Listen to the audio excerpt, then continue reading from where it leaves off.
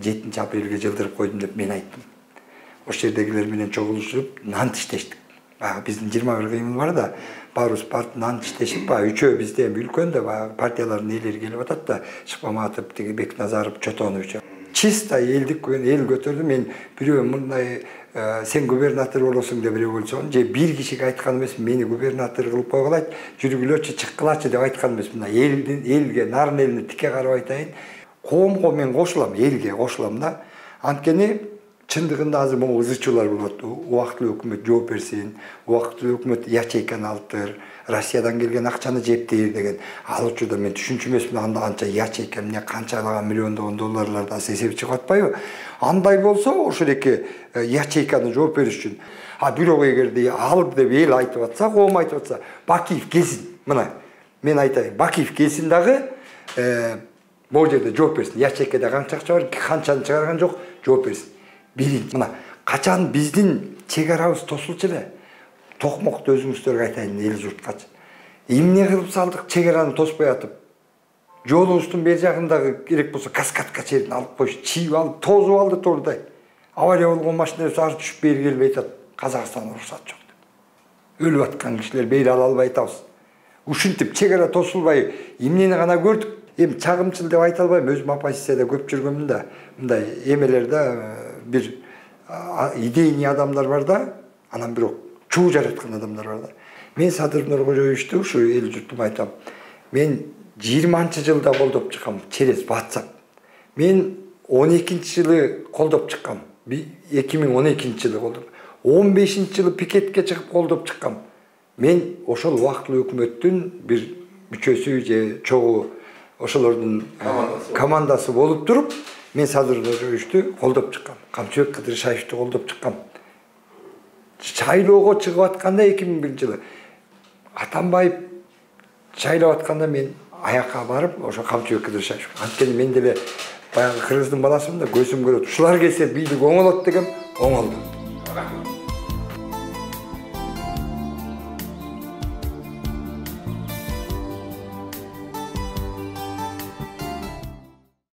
Баягы жеңишке 2010-жылы 7 апрель жеткенден кийин чындыгында бул жерде баягы чынды деш керек. Мисалы үчүн көп эле ошол убактылуу өкмөттөгүлөр, мисалы үчүн Шыкмаматов, Алмамбет, Раматлык Болотшер, Атамбаев, Текебаев, Отунбаева, Ниязалиева жүрчү эле, Дамира Ниязалиева, Эркин Алымбеков Раматлык жүрчү эле, Чотонов жүрчү эле, дагы кимдер эми көп айтып отурсачы, мисалы мен алардан жана кийинки убактылуу өкмөттүн тармагында иштеген Ашым курулушу жүрчү эле баса, дагы азыр айта албасам таарынбасын, көптөгөн кишилер баягы чындап жүрөгү менен жүргөндөр бар.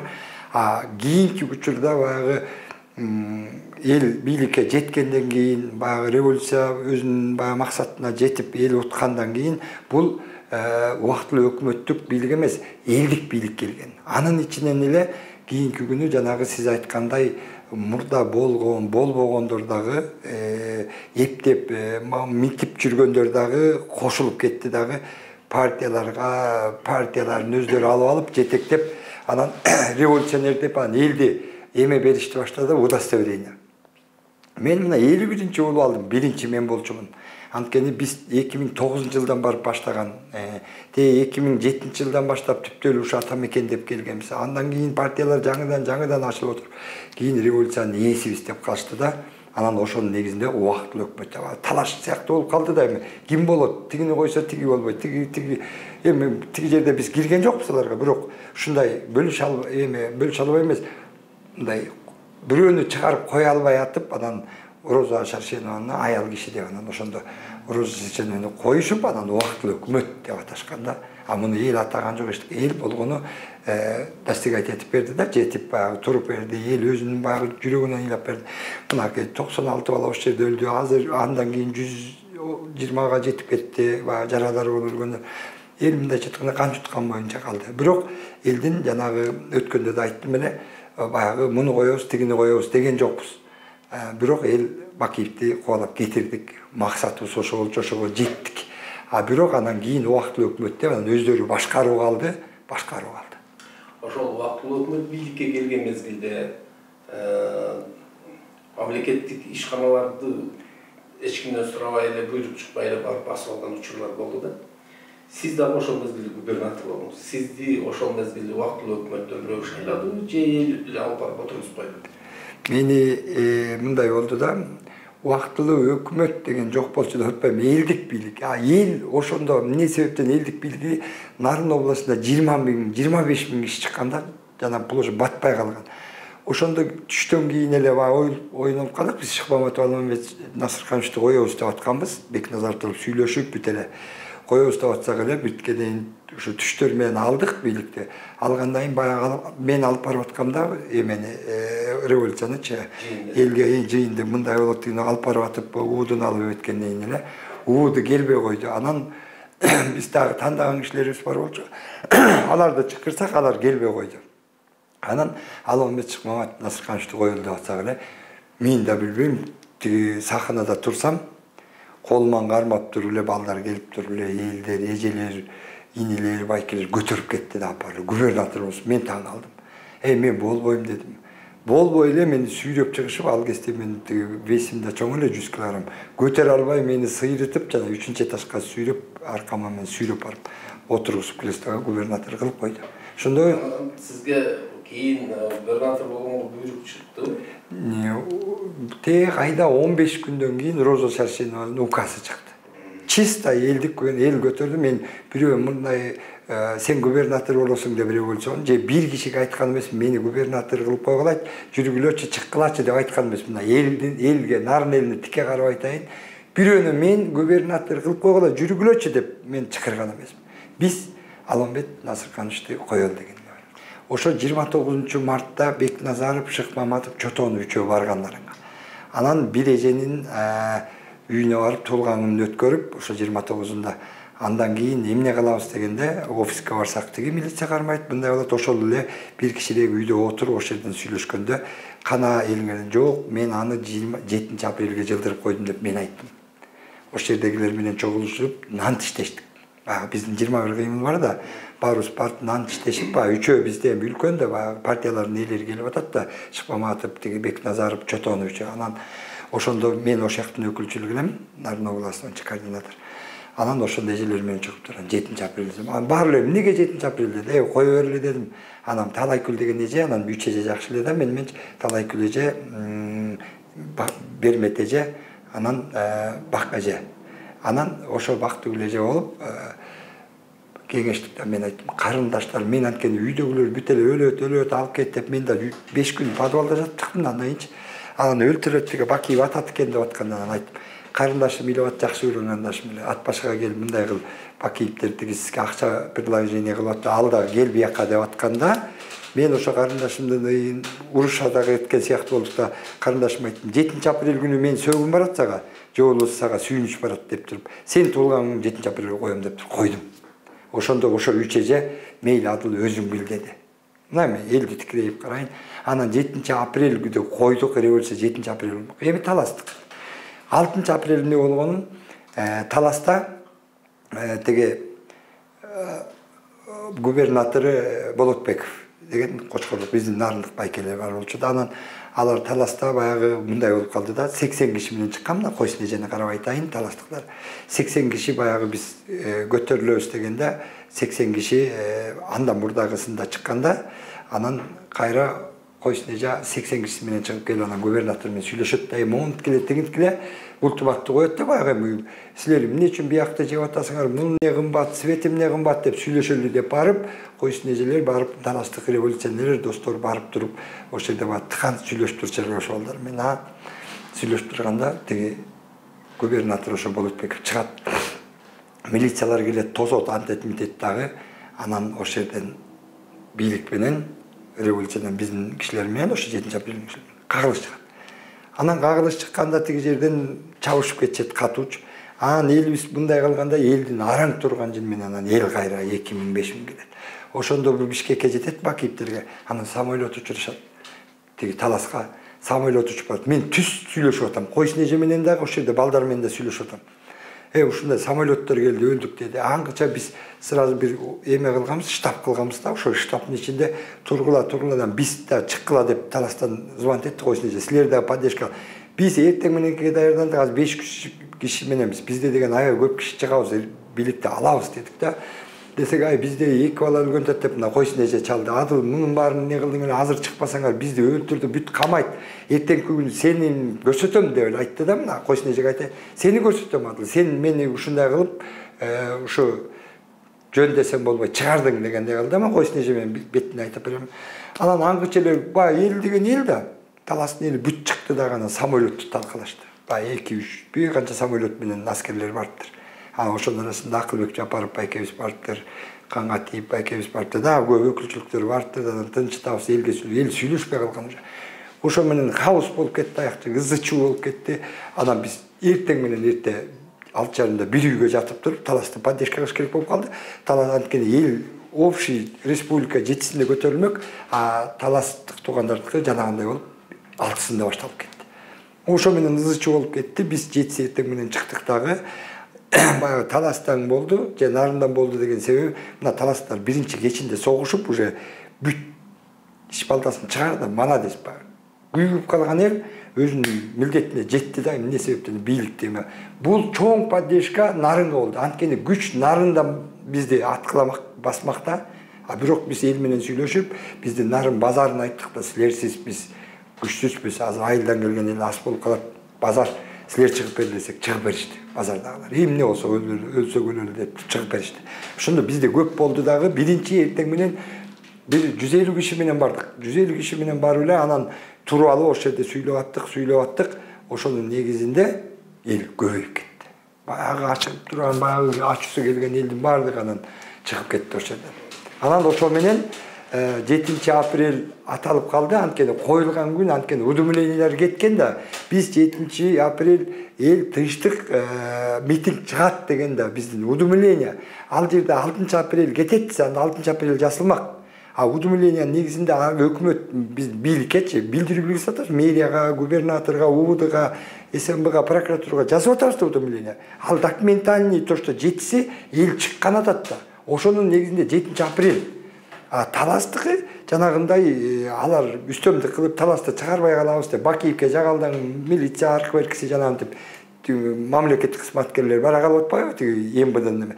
Ошол учурда Таластыкка удар болуп калды дагы, биринчи 2-3 баланы чын эле талкалашты, андан эл чыгып туруп кайраларды ушундай болушту да.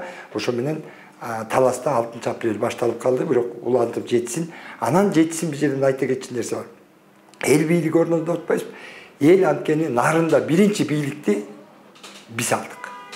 Анткени эл жанагы кубалап чыктык, анын видеолору бар, мен сиздерге жиберем. Кубалап чыктык, милициялардын тиякпаган бийликтегилер, бага түшүнүктүү биздин бийликтеги прокурор, СМБлар элге өчтү.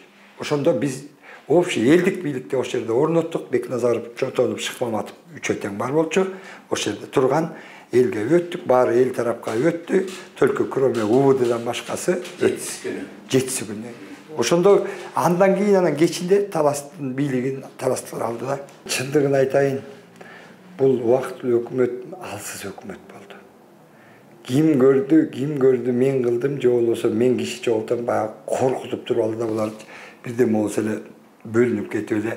Мисалы азыр жана башчыларчы, жана революцияга тиешеси жок башчылар кийин өзүнүн партиясына көп кишини каттатып, удостоверение алып берди да, баатыр деп. Анан кийин эле коом түсүп, үй алып, шыгылып мындай болду да, колко кылгандай болушту да. Анткени ал дагы бир тармактан келген башчы, жана аттуу баштуулар. Ошондой коомдорду түсүп алып, өздөрүнө мындай тирек кылды да, мындайча айтканда өздөрүнүн командасы кылды. Ошондо президентке дагы, премьерге дагы эмне кылды? Алар басымдуулук кылды. Эртең бирдеме болсо, аларды керек болсо кайра революция кылып койчу деп. Убактылуу өкмөт ошол учурдан кой. Азыр биз ушинтип алсак, элдин ишени менен кетип кайра кылсак эмне болот деген ой менен алар дагы туруп калышты. Ошон үчүн экономикабыз өскөн, эми мындайча айтканда көбүрөөк баягы тартыш болду да бул жердечи. Ошон үчүн көп эме экономиканы өстүрө албай калышты. Адыңызды айтсаңызчы, мана ошол 7-апрель революциясы 2010-жылдан бери 15 жыл убакыт өтүптүр да. Сиз эмне себептен Бакиевдин бүгүнкү күндө Кыргызстанга келүүсүгө макулдугуңузду берип, пикириңиз өзгөрдү? Жок, биз Бакиевди кетсин дегенибиз, жумуштан түшсүн жана камалып жооп берсин дегенибиз да. Аны качып кетсин деген эмеспиз. Анан ошол учурда ошондой болуп калды, качып кетти. Анан азыр коом айтып атат да. Коомго мен кошулам, элге кошулам да. Анткени чындыгында азыр могу ызычуулар болот. Убактылуу өкмөт жооп берсин, убактылуу өкмөт ячейканы алыптыр, Россиядан келген акчаны жептейр деген. Ал учурда мен түшүнчү эмесмин, анда анча ячейка эмне канчалаган миллиондогон долларларды эсеп чыгып атпайбы? Андай болсо ошол эки ячейканы жооп бериш үчүн биздин балдарыбыз өлүп калды да, өлүп калгандан кийин элибиз кырылды да, мындайча эл баатыр жигиттер. Анан ошолордун каны менен келсе, алар жесе анда туура эмеспи? Ал убактылуу өкмөткө мен кошулбайм. Анан давай Бакиев келсин анда. Эгер чын эле аны Бакиев мынтип айтып атыптыр да, азыр мени күнөөлөп атышат, ячейкада мен акча алган эмеспин деп атат да. Анда чын эле убактылуу өкмөт алды деген мен божомолду угуп атам да. Мындай фактически булардан көрбөйм дагы, мен билбейм дагы, еще аларды алат деп ойлобойм. А бирок эгерде алды деп эл айтып атса, коом айтып атса, Бакиев келсин. Мына мен айтайын, Бакиев келсин дагы, могу жерде жооп берсин. Ячейкада канча акча бар, канчаны чыгарган жок, жооп берсин. Биринчи. Анан келип эле жооп берип, баягы элдин көп түшүнүк болуп атпайбы, ал чыгып кетет деген. Мына биздин Камчыбек Кыдыршаевич жигитче айтып атат. Келет, камалат, анан камактан сурак берет деп. А мыйзам бар бизде. Мыйзам анан жүргүзүп, эгер чындык эле бет ача турган болсо, ал дагы мындай кылса, анын энелери чындап күнөөлүү элден кетип, аны билбейм, аны мыйзам чечет да. Бакиев келсин дагы жанагы биздин өлгөн 100дөн ашык балага жооп берсин. Бакиев келсин дагы айтсын, бүт көрсөтпесин, мен аткан жокмун, бул аткан деп айтып берсин. Мына көбүнчө айтышат, башка жактан киллер алып келиптир дейт. Киллерди бирөөнүн өлүмү табат эле го, мисалы үчүн биздин балдар атышты, анан кээ бирөөнү учуп түштү дейт, анан баягы өлгөнүн көрдүк, анан иностранец экен дегендер бар. Ошолорду көрөлү, ошолорду айтсын. Анан ячейкада канчак турун Бакиев келип төлөсүн же болбосо айтып берсин. Мына монча акча бар эмеспи. Анткени ошол эки учурдагы кызматкерлер жана убактылуу өкмөт аман эсен турат. Бакиев келип ошол жооп берсин. Азыр мындай болуп атпайбы? Коомчулукта кээ бирөө чындыгында кыйналып жашайт, толук эмес да баары. Анан жакшыларга жакшы болуп атат да, өтө эле. А мамлекетке зор болуп атат да. Анан эртең бирөө кыйналды деп мамлекет мындай башкача программасын бускан болбойт да. Программаны койду Садыр Нуркожоевич, ушундай койду. Керек болсо Камчыбек Кыдыршаевич айтып атат. Мына чегарага сен барбасаң болбойт деп. Мына Камчыбек Кыдыршаевич ушу чегарада жүрөт. Мына качан биздин чегарабыз тосулчу эле. Токмокто өзүңүздөргө айтайын, эл журткачы. Эмне кылып салдык чегараны тоспой атып. Жолубуздун бер жагындагы керек болсо каскадка жерин алып коюш, чийип алып, тозуп алды турдай. Авария болгон машиналар ары түшүп бери келбей атат. Казакстан уруксат жок деп. Өлүп аткан кишилер бери ала албай атабыз. Ушинтип чегара тосулбай, эмнени гана көрдүк. Үзөңгү кушту алдырбадык беле чегара тосулбай. Каркыраны алдырбадыкпы, чегара тосулбай. Канчалаган баткендиктер бери жылып, тажиктер баткенде бери жылып келе атышат. Чегара тосулбай.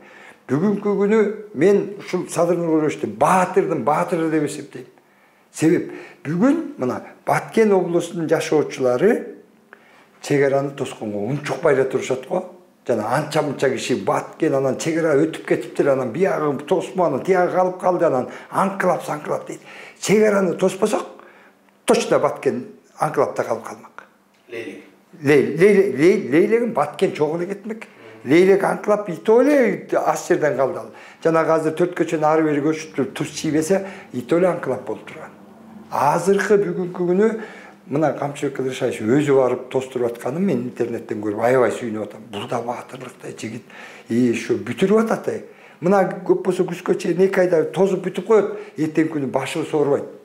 Эртең эми бүгүнкү ошо бизге калган жерлер канча 100 жылга баягы чирип түшпөйүнчө тоспа. Ошого чейин кыргыздын жери өзүнчө, тажиктин жери өзүнчө. Эч ким кырк этпейт. А жер нейтральный зона калды. Мына мен разымын эки доско дейинчи. Бирок Садыр Нуркожоевичтин программасы бул. Программасы. Мына аткарылды программасы. Аткарылып атат. Анан бир жерде кымбаттап кетсе эле тиги камалып кетсе эле бул деп эле анча мынча баягы көрө албагандар, жанагындай маалыматтарды тетир угуп алгандар. Мындай адамбыз да тетир угуп алганда ачуулана жүрөбүз. Анткени кыргыздын каны чындап эле мындай кыйынган да. Ошон үчүн бул кылып аткан ишти көрүшүбүз керек. Мына базар экономикасы чындап кымбаттады да. Эмнеге дейин, мен калыстыгымды айтайын, эл журт жаман көрүп калбасын. Мен кече Аламединге базарга бардым. Барсам агурсы бир жерде оптом 65 экен, бир жерде 80 сом экен. 80 сом. Анан кайра мен бул азыр боякчыкта туруп атам, таамай эле айтайын, 4-чү көрбөн жакта. Анан кичинекей базарчык барсам 180 сом экен. Карасам экөө агурчу бип-бирдей ошо жаңы чыгып аткан агурчулар. Муну эми ошо Садыр Нуркожоевич келип айттыбы? Сен базардан 80ден алып, бияка 160тан сат деп. 180ден сат деп. Ушу двойной цены коюп атпайбы? Анан бул эл туура түшүнүшүбүз керек. Анткени бул Садыр Нуркожоевич азыр мунун иши көп. Сырткы саясаты бар, ички саясаты бар. Коңшу өлкөлөр менен сүйлөшүш керек, чыкырыкка барыш керек, бинтиш керек. Эми көп аябай ишич. А бирок бизде мыйзам иштеп аткандан кийин мыйзам тармагындагы министрлер, ушу биздин кызматкерлерибиз иштеш керек. Мына азыр ошолор иштеп атат. Ошолор иштеп атат. Антимонополияны иштетсе, мисалы алса, жанагы мен айткан агурчулар кымбаттап арзандап жана 1 километр жүрүп туруп өзүнүн баасынан 2 эсе кошкондор токтойт эле деп ойлойм да. То есть бүгүнкү күндө антимонополия жактан көзөмөл болбой атат, э? Болсо эми Аламедин базардан 4-чү көрмөнчага канча 10 километр деп коюнчу. Ошончо барып эле ал нарынга барган жок да, ушу жерге эле барып туруп эле анан ошондо 60 сом, эми 80 сомго 80 сом кошулуп туруп, еще 20 сом кошулуп атат да. Мындай карапайым тил менен айтканда. Свет боюнча айта кетсеңиз. Мынакей светте азыр мындай болуп атпайбы жана эми чагымчыл деп айта албайм, өзүм оппозицияда көп жүргөмүн да. Мындай эмелерде бир идейный адамдар бар да, анан бирок чуу жараткан адамдар бар да. Азыр мынакей айылдагы адамдар, элеттик адамдар бүт Садыр Нуркожоевичти колдоп атат. А биз баягы телефонду колдоо, интернетти билгендер жанагы бир адамдарга окшоп тияк бияктан тыйын алып жазгычтар жазып атат ал детерминение менен. А бирок карапайым адам чечет, айылдык элеттиктер чечет. Алар көрүп турат иштеп атканын. Алар көрүп турат иштеп атканын.